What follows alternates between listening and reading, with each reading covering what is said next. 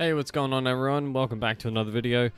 Okay, so now I've finally finished Fire Emblem Three Houses. It took a lot longer than I thought. I spent over 100 hours playing the game. What an amazing game, first of all. I should recommend this to anybody, regardless if you've never felt like playing Fire Emblem before or haven't played it before. I recommend this game to anybody. It's so damn good. It's like pinnacle of strategy, pinnacle of RPG, mixed in one. You just can't go wrong. I'm not going to discuss any story stuff, not in depth or not further on into the game, because that's just not what this video is about. Imagine walking up to a video and a review and wanting story discussion. That's just not how it goes. You go find a different video for that. So I want to talk about the core stuff that made this game really exciting for me. So walking into this game, I was mildly interested, excited, because Fire Emblem's coming to a main HD console, which is cool in general. But not only that, I was expecting them to announce it at some point, because there's so many 3DS Fire Emblems, so this would happen eventually. So as time went on, and it got closer to the release date, you know, my hype wasn't that much, you know, into it that much. Like I was looking forward to playing it, but I wasn't excited. So a week coming up to the game, I looked at all the character profiles that Nintendo have posted. So I looked at all the characters to try to get myself hyped for it. I looked at all the characters, and then I was really hyped for it. I wanted to see how each character played, because there's so many damn characters, and I'll get into that later. So then at that point, I looked at all the characters, and I was super hyped. Really great characters in this game. That's probably one of the best things about this game. There's so many, and there's so many good characters. They all have good most of them have good personalities. So getting into the game, I got addicted. I got addicted after the first 10 minutes. The gameplay is just super solid. You cannot go wrong. It's a lot more streamlined than previous Fire Emblem games. There's not as much... I can't call Fire Emblem tedium, because there's no grinding in the There's no grinding in the game. There is grinding in this game if you play on easy mode, but I don't play in baby mode, so... the difficulty I played on was hard. Hard, casual. Next playthrough I'll play on classic, because first playthrough I wanted to enjoy the story without having to lose characters, you know. I just didn't want to deal with that hassle. Now that I've seen the story, there's multiple stories though. There's different endings and stuff, so I haven't seen everything, so that's still left for another playthrough, but now that I've played through the game on hard, I know how difficult the game is. Now I can go through it again, more planned out with each character, being able to survive on classic or hard. And there is more difficulty modes coming later on, whether it's a free update or with the season pass. I don't know about the season pass yet. I mean, I will get it because I love this game so much, but don't know what it has to offer, so I'm not going to think about that right now. More difficulty is enough for me though. So, obviously this game is probably the longest of the Fire Emblem series.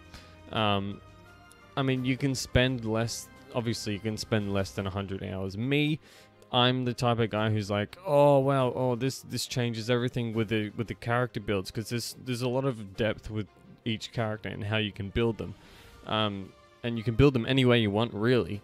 But there's characters that do better things than others, like in terms of using an axe or tanking or doing, you know, stupid amounts of damage. So that's what really gets me into this game. The character builds. That's the absolute best thing in this game, because there's just so much depth, insane replayability, because there is so many characters, because there is different builds you can do with each different character. You can just keep... Every playthrough is different, really. Even though a lot of the maps are... Even though the story is relatively the same, there is different story in each playthrough. There's 4 different paths you can go. I'm not going to say which ones, because there are spoilers involved. So, yeah. That's the really best thing about it. and you can pick whatever really character you want from each house, so you're not stuck with certain characters. There's obviously a few limited characters that are exclusive to certain houses, so you have to think about that. Doing a bit of research doesn't hurt. You're probably not going to get spoiled by doing it, but I recommend doing a bit of research on characters and stuff, because overall it might make your experience better, and it's really cool to brainstorm and figure out what builds are going good or whatever, and how you want to build your favorite character. And the characters, in terms of the characters themselves, that's what makes the story good. The story necessarily it's not the most inspiring or amazing Lord of the Rings type of story. It's the characters that make the game really good. There is a lot of lore built around the game, and that's shown by having a lot of conversations with different characters. And there's a lot of characters that express the history about the environment of the game, and they didn't hold back in terms of making their own world building and stuff. Just in terms of talking to characters, there's a big history behind this game, which I feel like a lot of games don't do a lot. Like, they don't put the effort to make a whole world building aspect in their games, and I think that really adds to the depth of the story, even though there might not be much present throughout the main story, which is really well done, well written, and each character has their own unique personality. I'm not going to talk any more about the story. I'm going to try and just talk about what else makes the game good. There's so much other depth, how you can buff your characters. Exploring is another aspect. So there's like an academy or a church type of main hub area that you're in. There's a lot of religious like aspects of this game. Whether you like that or not, it works well. Well, that's all I can say. But exploring, there's a lot of things you can do in terms of increasing your happiness with certain characters, increasing the stats in certain ways by gardening, fishing. I mean, fishing isn't the most in-depth thing, but it does play a part in some ways in terms of using the fish to cook food to give you buffs throughout every month. That's how the game is structured, a monthly thing. So that's one thing. There's an in-depth amount of like there's a new thing called battalions, which is like an army that you pretty much assign to each character, and it can be a stat stick, it can be a straight offensive thing. Every battalion is useful in some sort of way, so you can use them to buff your characters a lot, not just to do damage. And battalions play a part in defeating certain enemies however you want to do that. That is up to you how you want to do it. As I said, there is a lot of depth in how you want to play the game. It is entirely tailor-made to you. So there's an absolute insane amount of depth, and it's fun exploring the monastery, which is what it's called, which is what the main hub area is called, the monastery. And you're pretty much a professor teaching students. Whether you like that or not, people find that type of thing cringy in some sort of way. It works well. It's not a stupid schoolyard, high school type of thing, anime thing. It's not like that. It's not cringy in that way. So it's actually quite interesting. I think that's one thing that turned a lot of people off when they saw the whole school thing. But it's not really like that, yeah? Because you're leading your bloody you're leading your students into bloody fighting and war, so it's not exactly hand-holding, protect your students, you know? They're going in there fighting motherfuckers, so... And another thing I wanted to talk about more in depth with is the replayability. As I said, there's a lot of characters and a lot of different ways you can build them. Each playthrough could be different regardless of what storyline you pick. You could go with the exact same storyline and have an entirely different playthrough just because of the amount of different builds and characters you can go with. It's a lot like Dark Souls where it's you build your character differently and the experience is so much different. I always use Dark Souls as a reference in terms of replayability, but that's just how it is. That's exactly how this game feels. There's so much different builds that you can go with. That's the magic of the game.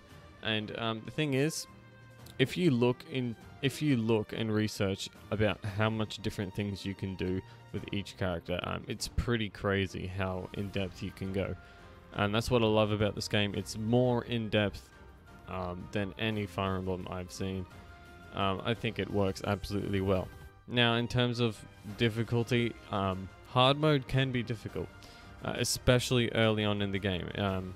It can really rock you, so you're probably going to take some deaths early on because you just can't control that character. Like, enemies are just naturally strong in hard mode, and obviously you lack stats and stuff early on. Normal mode or baby mode, obviously you're going to win, not a trouble. I haven't played on a normal mode, and I don't ever plan on playing it because, well, I beat it on hard and I enjoy it on hard. And that's I believe that's the way you should play it, because it's just a lot more enjoyable. You can concentrate on your party members a lot more. It might take you longer to beat the game because you've got to sort of brainstorm and stuff. But if you want to brain dead playthrough or just go through it quickly, you can play it on normal. You can infinitely grind on normal. You can't. You're limited to that on hard. But there's absolutely no need. Like, you can get pretty close to the level cap, which is 50. You can get pretty close. I got to around 45 with all of my characters at the end, and they became pretty damn powerful. They could have used a little more work because, you know, you realize, oh well, this changes the game, because there's so many new things that pop up that is like, oh wow, this I wish I built this character around this way more. So it gets you thinking on your toes. And that's like a really great aspect of this game. Another thing I love, in most games I typically don't like playing spellcasters. I think spellcasting is ridiculous in a lot of games. It just doesn't look fun. It looks generic and boring. You're not limited to casting spells. You're not limited to you're not limited to using melee combat. You can use a magic user as a melee combat if you want, because there are certain weapons that deal magic based damage that is calculated based on your magic stat, or there's combat arts that use the magic stat as well. So any mage character or whatever, you can build them up to be melee characters using their magic stat. And magic is generally a lot better than physical, because most enemy units in the game have a lot of physical resistance and stuff. So using magical is just naturally more powerful and able to kill them easier. So building your mage characters as physical units isn't the worst thing to go by. So that's what I love about it. I like making every character able to use some sort of weapon, because that's just how I like to play games. It's just more attractive to me. But there is a lot of cool spells involved with this game. I think the spell list is a lot more diverse in this game than any other game. So you can make any character a healer, you can make any character a spellcaster. Well, most characters spellcasters, because a lot are just really shit at it. And every character can be a physical damage dealer. So you got that aspect. You don't have to worry about being limited to just using spells with your favorite character. So that's what I'm talking about when it comes to the character builds and stuff. So overall, quests, there's not that many quests. Like, you get quests in between every month. They're mostly just gather this, gather that, and they don't really do much. There's a couple map quests or whatever, but there isn't. There's special quests if you recruit certain characters and that, which are really good. They're like a whole story map, because story maps are obviously the more difficult and more diverse in terms of battles. So there's a lot to be. If you look at what characters to hire, you can get the most out of this game. So yeah, I recommend looking at what paralogs, they're called paralogs, the big maps for specific characters. If you look at that and hire certain characters, you can get the most out of this game per playthrough. So that is something amazing about it. And also you get unique items and stuff. So like discovering what you can get in every playthrough, you can miss out on stuff. You can get unique items specific to each house. So like that's what I'm saying, every playthrough is different, regardless of what house you pick. I went with Black Eagles because at the time I didn't know who I wanted to go with. I just wanted to play the game. So like the first thing that came to mind, I just picked Black Eagles because I guess the characters just looked cooler in general. But there's a lot of good characters in each one, and they all perform fairly well. So yeah, really solid. I don't know if I can talk about much more.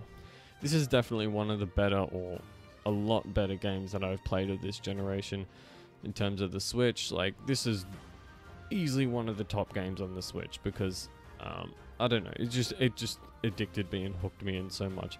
And you know, there's not many games that get me to play a new playthrough immediately after I've beaten it, but this game is the one that I'm like, okay, I want to play this again because it was just such a great experience, and this new experience is going to be so much more different.